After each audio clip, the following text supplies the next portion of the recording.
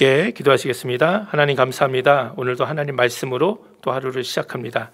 날마다 말씀과 기도로 주님과 동행하며 이 사순절의 시간 승리하는 우리 모두 되게 하여 주시옵소서. 감사드리며 예수님의 이름으로 기도드립니다. 아멘. 오늘 함께 나눌 하나님의 말씀은 이사야 45장 1절에서 7절입니다. 나 여호와는 나의 기름 부음 받은 고레스의 오른손을 잡고 열국으로 그 앞에 항복하게 하며 열 왕의 허리를 풀며 성문을 그 앞에 열어서 닫지 못하게 하리라. 내가 고레스에게 이르기를 내가 내 앞서가서 험한 것을 평탄케 하며 논문을 쳐서 부수며 쇠빗장을 꺾고 내게 흑암 중에 보화와 은밀한 곳에 숨은 재물을 주어서 너로 너를 지명하여 부른 자가 나 여호와 이스라엘의 하나님인 줄 알게 하리라. 내가 나의 종 야곱 나의 택한 이스라엘을 위하여 너를 지명하여 불렀나니 너는 나를 알지 못하였을지라도 나는 내게 칭호를 주었노라. 나는 여호와라. 나 외에 다른 이가 없나니 나밖에 신이 없느니라. 너는 나를 알지 못하였을지라도 나는 내 띠를 동일 것이요 해 뜨는 곳에서든지 지는 곳에서든지 나밖에 다른 이가 없는 줄을 무리로 알게 하리라. 나는 여호와라. 다른 이가 없느니라. 나는 빛도 짓고 어둠도 창조하며 나는 평안도 짓고 환난도 창조하나니 나는 여호와라. 이 모든 일을 행하는 자니라 하였노라. 아멘. 오늘도 하나님 말씀으로 하루 시작하신 여러분들에게 하나님의 귀한 은혜가 함께 하시기를 바랍니다. 오늘 본문에는 고레스라는 바사, 우리가 알고 있는 페르시아의 왕이 소개되고 있습니다. 하나님은 이스라엘을 바벨론에서 구원하시고 다시 예루살렘으로 돌아가 예루살렘을 회복하기 위해서 그 이스라엘의 구원을 위해서 바사왕 고레스를 기름 부어 세우셨다 말씀하고 있습니다. 이사야 44장 28절에서는 고레스에 대하여는 이르기를 그는 나의 목자라 나의 모든 기쁨을 성취하리라 하며 예루살렘에 대하여 이르기를 중건되리라 하며 성전에 대하여는 이르기를 내 기초가 세움이 되리라 하는 자니라고 말씀하고 있습니다. 하나님께서 고레스를 사용하셔서 이 이스라엘 유다의 백성을 다시 예루살렘으로 포로로 잡혀왔던 그들을 돌아가게 하고 그래서 그들로 하여금 예루살렘 성벽을 다시 세우게 하고 성전의 기초를 세우고 다시 세우고 예루살렘을 회복시키겠다 이렇게 하나님께서 약속하시는 것이죠. 하나님은 그래서 고레스를 세우셨습니다. 그를 도우셔서 그가 바벨론을 무너뜨리고 열국이 그 앞에 항복하게 만들어 주셨습니다. 그리고 이 고레스 바사를 큰 제국이 되게 하셨습니다. 아주 큰 힘을 주신 것이죠. 그리고 많은 재물 또한 그에게 허락하시겠다 오늘 본문은 말씀하고 있습니다. 그리고 이 고레스에게 주어진 이 모든 큰 힘과 재물 이런 영광은 모두 하나님이 이스라엘과 예루살렘을 회복시키기 위해서 사용하기 위함이다라고 오늘 본문은 말씀하고 있습니다. 그런데 이 하나님께 큰 쓰임을 받은 고레스는 정작 하나님을 알지 못하는 사람이었습니다. 4절과 5절에 보면 내가 나의 종 야곱 나의 택한 이스라엘을 위하여 너를 지명하여 불렀나니 너는 나를 알지 못하였을지라도 나는 내게 칭호를 주었노라. 나는 여호와라. 나 외에 다른 이가 없나니 나 밖에 신이 없느니라. 너는 나를 알지 못하였을지라도 나는 내 띠를 동일 것이요 이렇게 말씀하고 있습니다. 그러니까 고레스는 자신도 모르는 사이에 하나님의 선택을 받았고 하나님의 도우심을 입었고 하나님께 쓰임을 받았다는 것입니다. 바벨론 제국은 누가 뭐래도 당시 최고의 강대국이었습니다. 그 누구도 바사의 고레스가 바벨론을 이기고 패권을 차지할 수 있다고 생각하지 못했을 것입니다. 그런데 바사의 고레스는 그렇게 했습니다. 바벨론과의 전쟁에서 크게 승리했죠. 역사학자들은 이 바사, 즉 페르시아가 바벨론과의 전쟁에서 승리한 여러 가지 이유를 설명할 수 있었을 것입니다. 바벨론이 왜 무너졌는지도 설명합니다. 그러나 우리의 믿음의 눈으로는 성경에 기록된 대로 하나님께서 고레스를 세우셨기에 또 고레스를 도우셨기에 가능한 일이었음을 알 수 있습니다. 마치 히스기야 시대에 북이스라엘을 멸망시키고 예루살렘으로 쳐들어온 그 당시 가장 강한 나라였던 아수르의 군대 18만 5천 명을 한밤중에 히스기야가 기도할 때 한밤중에 여호와의 사자가 쳐서 모두 죽인 사건처럼 하나님께서 행하셨다는 것이죠. 이 사건으로 아수르는 급격하게 무너지게 되었고 바벨론이 패권을 차지하게 되었던 것이죠. 더 역사를 거슬러 올라가면 애굽의 강력한 군대를 홍해에서 하나님께서 수장시키심으로 이스라엘을 출애굽시키시고 구원하신 사건까지 우리는 기억할 수 있습니다.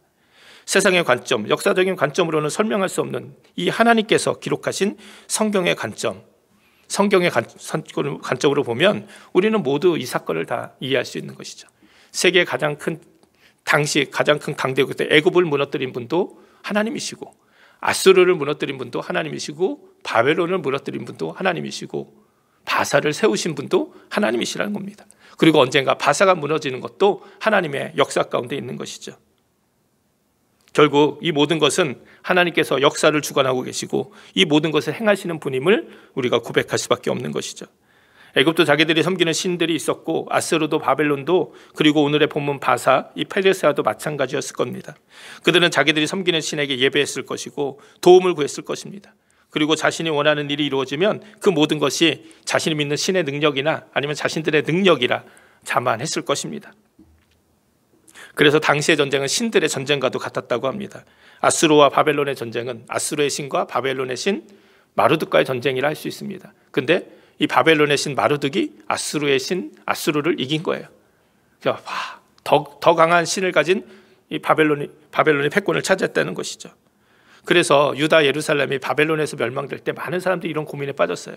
우리가 믿는 여호와 하나님이 저 바벨론의 신 마르둑보다 더 약해서 우리가 진 것인가? 저 마르둑이 더 강한 신인가? 근데 결코 그렇지 않죠. 유다 예루살렘의 멸망은 우리가 잘 알듯이 철저하게 그들의 죄악 때문이었죠. 그리고 하나님은 사람들이 이런 생각과는 다르게 여전히 하나님은 역사를 주관하시며 일하고 계시다는 것을 오늘 본문을 통해 말씀하고 있습니다.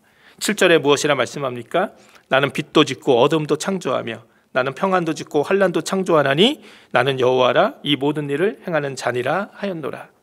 나는 여호와라 이 모든 일을 행하는 자니라. 하나님의 이 말씀을 기억하고 믿어야 될 줄 믿습니다. 하나님은 우리가 알든 모르든 이해하든 이해하지 못하든 경험하든 경험하지 못하든 상관없이 여전히 지금도 하나님의 능력으로 하나님의 구원을 위해서 일하고 계십니다. 때로는 하나님을 알지 못하는 고레스와 같은 사람도 사용하시기도 합니다. 그렇다면 오늘 저와 여러분의 삶 가운데는 하나님께서 어떻게 역사하시겠습니까?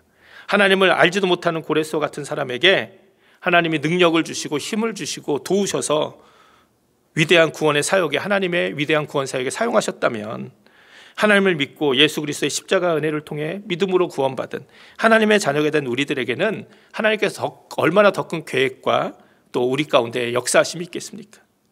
때로 우리의 삶이 내가 계획하고 내가 원하는 상황과는 많이 다르게 흘러간다 할지라도 또 내가 예상하지 못한 문제들이 닥친다 해도 이 모든 것은 다 하나님의 손안에 있는 것을 여러분 믿으시기 바랍니다.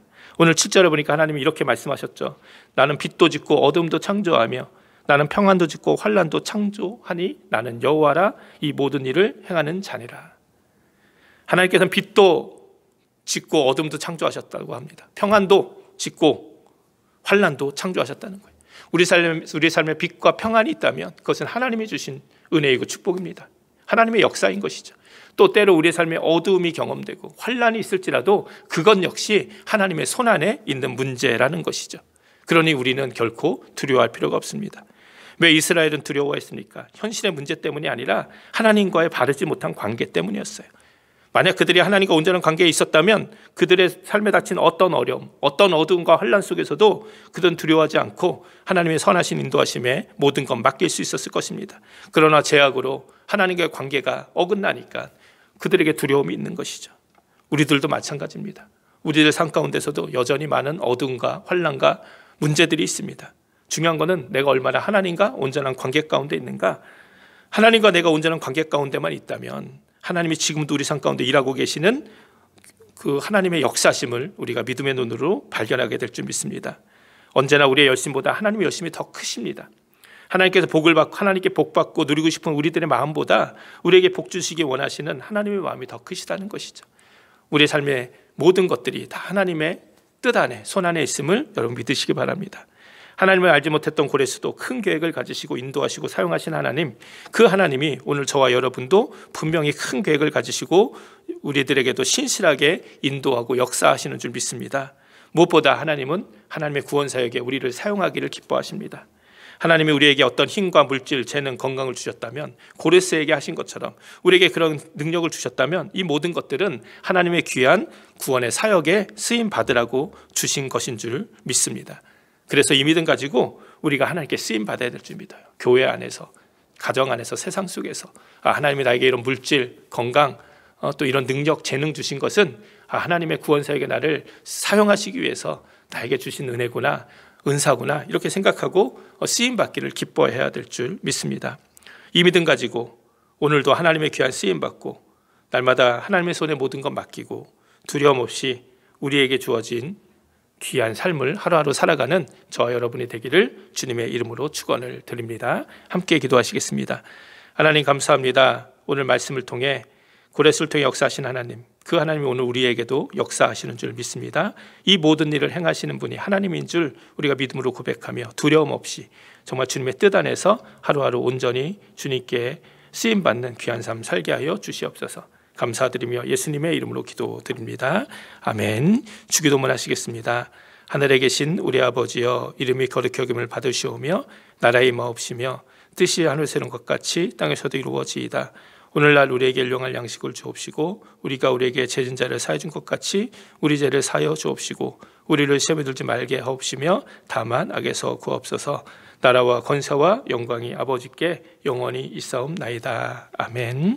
오늘도 말씀 기억하시면서 함께 기도하시고 또 우리 사순절 공동 기도 제목 있죠. 코로나 바이러스 문제가 빨리 해결될 수 있도록 또 신앙의 회복, 교회 부흥을 위해서 또 교회에 아픈 분들 또 증보기도가 필요하신 분들을 위해서 또 가정과 여러분 개인의 기도 제목 가지고 또 우리 내일 주일인데 내일 주일의 예배가 온전히 준비된 예배로 하나님께 영광 돌리게 해달라고 함께 기도하기 원합니다. 다 함께 기도하시겠습니다.